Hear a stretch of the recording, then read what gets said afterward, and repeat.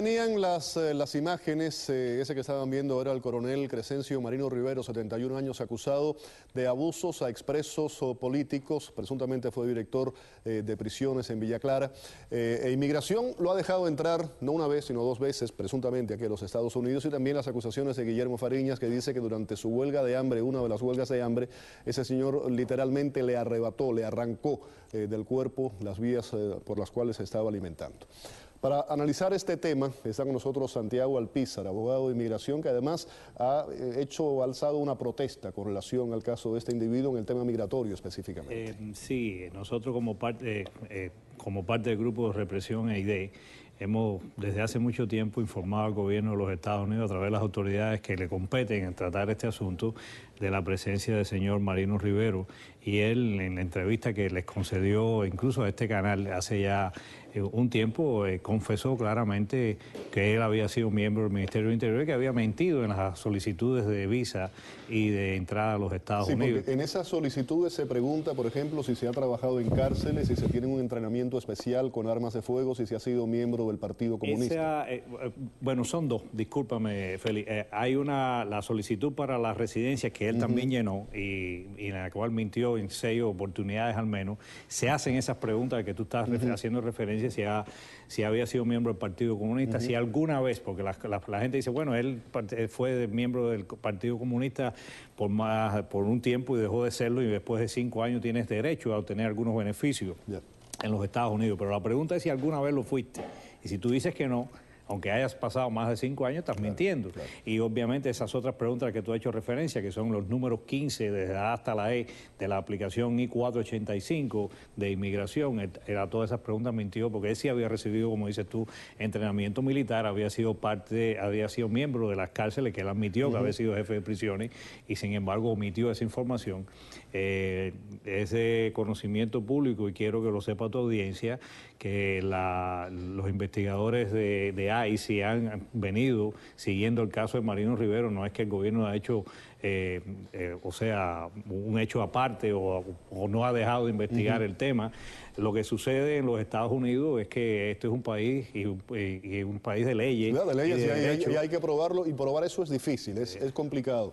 Ahora, dice él que le llenaron la solicitud. De todas formas, si él lo afirma, él es el responsable. Si uno lee las solicitudes de inmigración, todas dicen que bajo penalidad de mentir ante una oficialidad, que es el delito de perjurio, usted está asintiendo que todas las respuestas que han dado en esa aplicación son ciertas y verdaderas. La esposa dice que continúa en Cuba, que no ha regresado. Hay versiones de que está en los Estados Unidos, no precisamente en Miami, pero en los Estados Unidos. ¿Qué riesgo puede correr ahora que ha entrado nuevamente? Y la pregunta es, ¿lo ha hecho legalmente después de todas esas acusaciones? Sí, él es residente de los Estados Unidos y sobre él, aunque se ha empezado una investigación, no se ha tenido un resultado definitivo y por tanto él es libre de viajar y entrar a los Estados Unidos hasta que una disposición contraria lo prohíba. Y lo que sí se sabe es que está acá en los Estados Unidos. ¿No se sabe dónde exactamente? No se sabe, yo al menos no sé dónde está. Dicen que está en Estados Unidos, pero no se sabe dónde. Veíamos ahí al principio del segmento las acusaciones, lo que decía Guillermo Fariñas.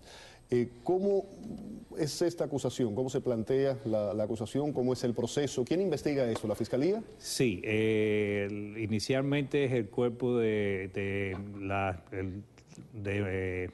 ICE, en la subsigla en inglés.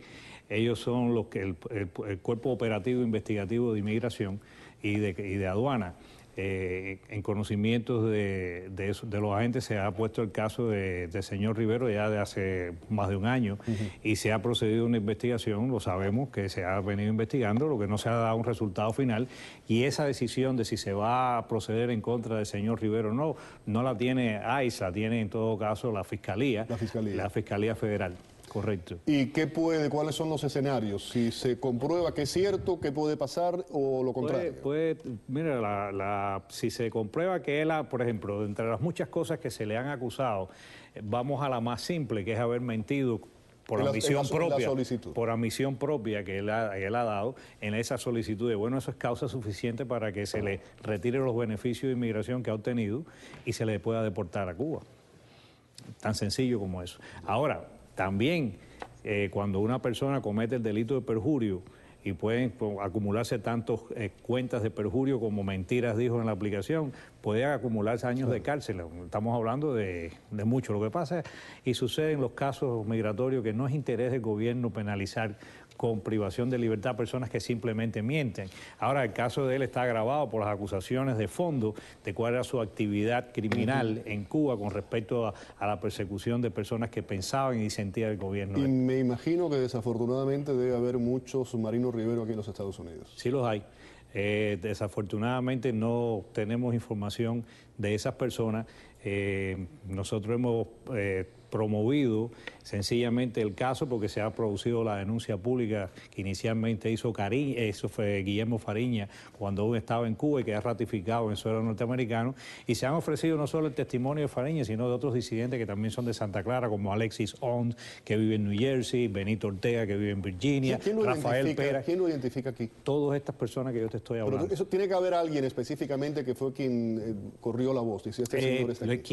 Quien primeramente informó de su presencia en los Estados Unidos fue el señor Guillermo Fariña desde un programa de radio en La Poderosa hace ya un año y tanto. Yo casualmente sí lo oía y me interesó el tema de lo que él estaba hablando y pudimos verificar a través del grupo nuestro que era cierto lo que estaba diciendo Fariña, que el hombre estaba acá en los Estados Unidos. Yo recuerdo después de esa primera información que continuó el caso y salió en la prensa, que había personas inclusive en supermercados, en lugares públicos, que se lo habían encontrado, que había inclusive hasta había habido altercados entre ellos. No, yo no tengo conocimiento de esos altercados, pero sí tengo conocimiento, cosa muy principalísima en este asunto, es que un vecino de él, que era también disidente en Santa Clara, el señor Rafael Pérez, que hoy reside en Texas, había informado que él podía identificar a este individuo como uno de los represores principales en Santa Clara y que había en su casa, en la casa del señor Marino Rivero, a cruzar la calle de la suya, del señor